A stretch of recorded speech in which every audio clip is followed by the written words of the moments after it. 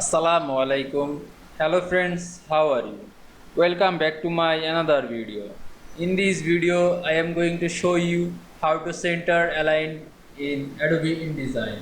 Let's get started. At first, you have to open your Adobe InDesign software.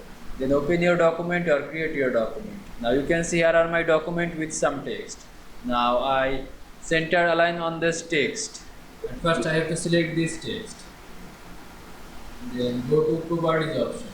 Now you can see here are paragraph. Now I select this align center. Then select this selection tool and click outside of this text. Now you can see I centered align text in Adobe InDesign very easy. I hope you enjoyed my video.